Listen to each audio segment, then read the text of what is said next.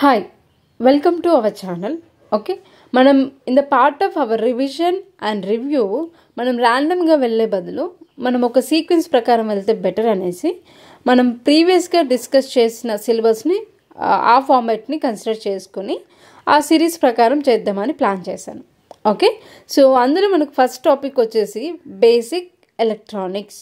ఓకేనా, సో ఇవాళ వీడియోలో మనకు బేసిక్ ఎలక్ట్రానిక్స్ ఏంటి, వాటి డివైజెస్ ఏంటి, టైప్స్ ఏంటి, అవన్నీ కూడా కవర్ అవుతాయి. ఓకే, అండ్ తెలుసు కదా, ఖచ్చితంగా మనం ఎండ్ ఆఫ్ ద వీడియో వరకు చూస్తేనే మనకు 10 క్వశ్చన్స్ అనేవి రివిజన్ అవుతాయి. డోంట్ స్కిప్ అండ్ సగం చూసి వదిలేయద్దు. ఓకేనా, సో రివిజన్ చేయాలంటే అట్లీస్ట్ 10 క్వశ్చన్స్ని మీరు కన్సిడర్ చేసుకోండి. ఓకేనా, సో ఇవాళ మనం సెషన్ స్టార్ట్ చేసేద్దాము.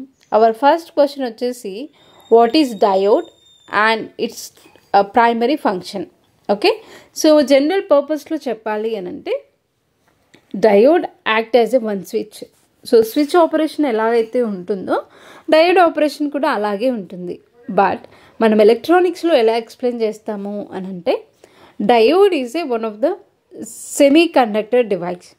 ఓకేనా, సో సెమీ కండక్టర్ డివైస్ మరి అదేం చేస్తుంది అని అంటే it allows the current in only one direction.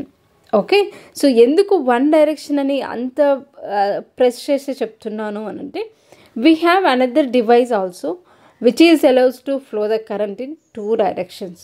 Okay, both the positive and negative.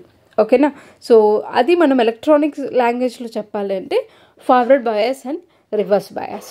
ఓకేనా, and it acts as a rectifier. Okay, so rectifier గురించిన డీటెయిల్స్ నేను అప్కమింగ్ క్వశ్చన్స్లో ఎక్స్ప్లెయిన్ చేస్తాను. దాని యొక్క ప్రాపర్టీ ఏంటి, దాని యొక్క టైప్స్ ఏంటి, అవన్నీ కూడా. ఓకేనా, సో ఫస్ట్కి ఇక్కడ మనం గుర్తుపెట్టుకోవాల్సిన విషయం ఏంటి అని అంటే diode it allows the current in only one direction.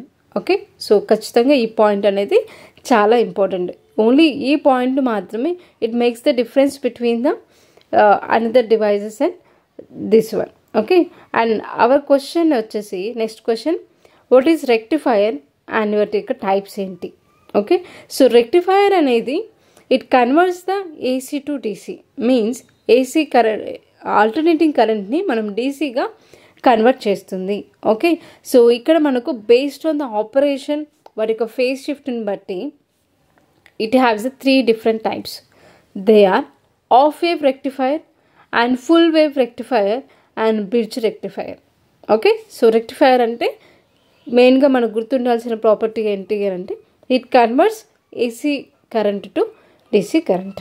Okay, so it is a main important thing. ఓకేనా, so half wave full wave bridge rectifier గురించి మనం ఇంకా ఇన్ డీటెయిల్గా తర్వాత డిస్కస్ చేద్దాం. ఓకే, అండ్ నెక్స్ట్ క్వశ్చన్ వచ్చేసి what is the difference between the of wave and full wave. Okay, so ఇందులో మెయిన్గా డిఫరెన్స్ ఏంటి అంటే దాని యొక్క కండక్షన్ ప్రాసెసే డిఫరెన్స్. ఓకే, మనకు నేమింగ్లోనే తెలిసిపోతుంది half wave and full wave అంటే ఆఫ్ వేవ్ ఏమో ఓన్లీ 1 సైకిల్ మాత్రమే కనెక్ట్ అవుతుంది అండ్ ఫుల్ వేవ్ మాత్రం టోటల్ సైకిల్లో కనెక్ట్ అవుతుంది. Okay, so it is our reference sine wave what we consider for the operations and conduction. Okay, so half వేవ్లో ఏమవుతుంది అంటే it conducts only for during the positive సైకిల్లో మాత్రమే connect అవుతుంది. Okay, so ఇదే, so half wave rectifier conducts current only during the 1 half cycle of the AC. Okay, only పాజిటివ్లో connect అవుతూ ఉంటుంది, కండక్షన్ అనేది జరుగుతూ ఉంటుంది.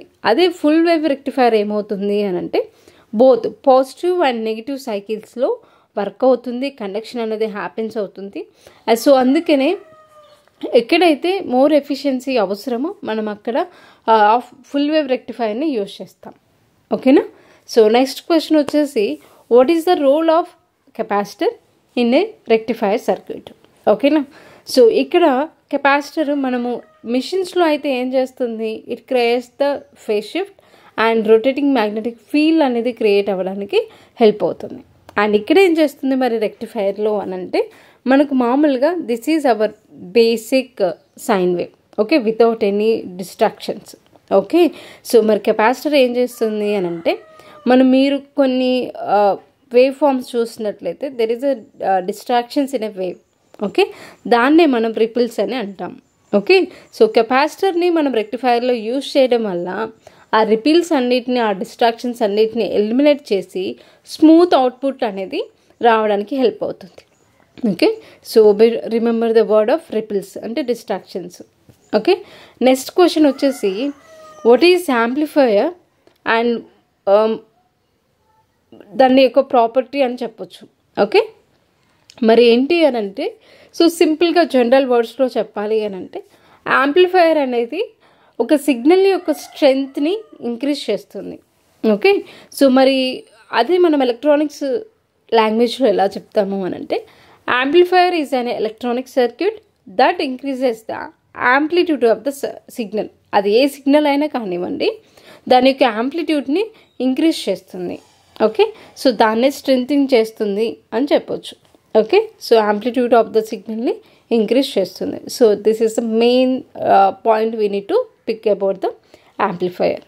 అండ్ నెక్స్ట్ క్వశ్చన్ వచ్చేసి what is the different classes of amplifier.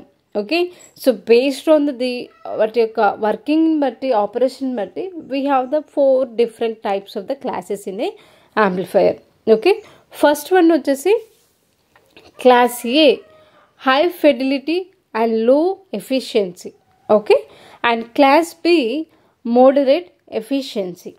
And class AB means మనకు class ఏబిలోనే తెలిసిపోతుంది, it is a mix of A and B. Okay, so మామూలుగా మనకు ఆడియో సిస్టమ్స్లో యూజ్ చేసే amplifier it is related to the class AB.